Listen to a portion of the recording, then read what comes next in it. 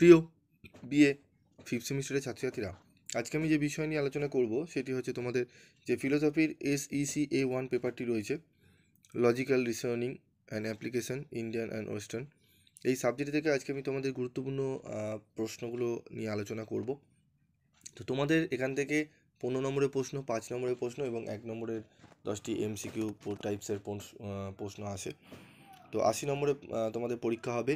তো 15 নম্বরের জন্য কোন কোন প্রশ্নগুলো দেখব এবং 5 নম্বরেই বা কোন কোন প্রশ্নগুলো একদম লাস্ট মিনিটের জন্য দেখে যাব, সেই প্রশ্নগুলো নিয়ে আজকে আলোচনা করব।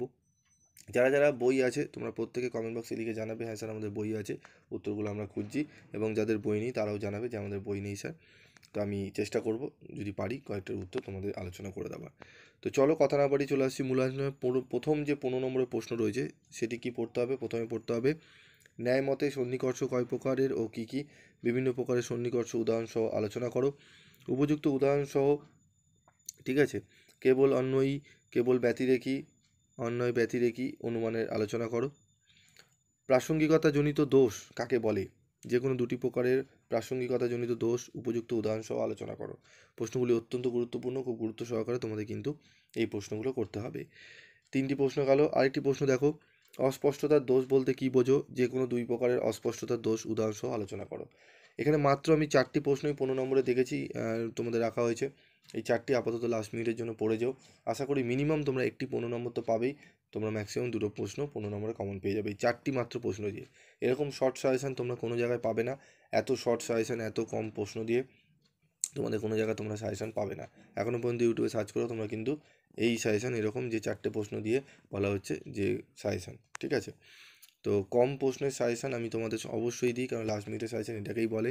আমি এখানে আরও 8-9টা কোশ্চেন অ্যাড করতে পারতাম, সেখানে হয়তো কমনের ব্যাপারটা আরও বেশি থাকতো, তবে সেগুলো পড়া সম্ভব নয়। আমি মুখে বলে দিলাম 9টা-10টা কোশ্চেন দিয়ে যে আমি কমন পাইয়ে দিয়েছি, কিন্তু ছাত্রছাত্রীদের সেটা পড়তে গিয়ে আদৌ পারবে কি না সেটাও চিন্তাভাবনা করা উচিত, কারণ পরীক্ষা তোমাদের একদমই সামনে চলে এসছে। তারপর দেখো আমাদের 5 নম্বরের প্রশ্নগুলো দেখবো। 5 নম্বরের প্রশ্নগুলো তোমরা দেখো, উদাহরণসহ ভালো ও মন্দ উপমার মধ্যে পার্থক্য করো। পক্ষতার ধারণাটি বিশ্লেষণ করো, ঠিক আছে? দর্থ কথা দোষ উদাহরণসহ আলোচনা করো। আবেগমূলক যুক্তি ও করুণামূলক যুক্তি উদাহরণসহ আলোচনা করো।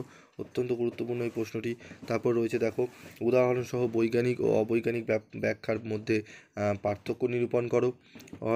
অজ্ঞতা হেতুক যুক্তি উদাহরণসহ আলোচনা করো, ঠিক আছে? এই যে 5 নম্বরের যে প্রশ্নগুলো আমি এখানে দিয়েছি, 5 নম্বরের প্রশ্নগুলো একটু তোমাকে বেশি পড়তে হবে। আমি এখানে মাত্র 10টি থেকে 11টি প্রশ্নই আমি রেখেছি, তোমরা দেখে নাও প্রশ্নগুলো। উদাহরণসহ সপক্ষ ও বিপক্ষের মধ্যে পার্থক্য করো। অত্যন্ত গুরুত্বপূর্ণ এই প্রশ্নগুলো, একদম টু দি পয়েন্ট অ্যান্সার পড়বে। আইনের অনুসন্ধানের পদ্ধতি বলতে কী বোঝো? অত্যন্ত গুরুত্বপূর্ণ এই প্রশ্নটিও। বৈজ্ঞানিক ব্যাখ্যার মূল্যায়ন কিভাবে হতে পারে?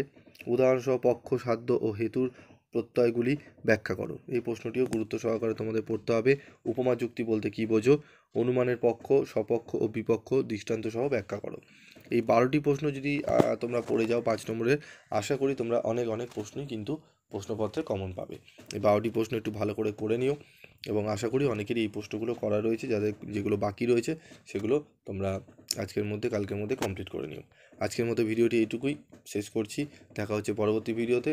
তোমাদের আর কোন কোন সাবজেক্টে সাজেশান লাগবে অবশ্যই তোমরা কমেন্ট বক্সে লিখবে, এবং প্রিভিয়াস ভিডিওতে আমি কিছু আলোচনা করেছি সেগুলো অবশ্যই তোমরা একটু শুনে নেবে। আজকের মতো এইটুকুই।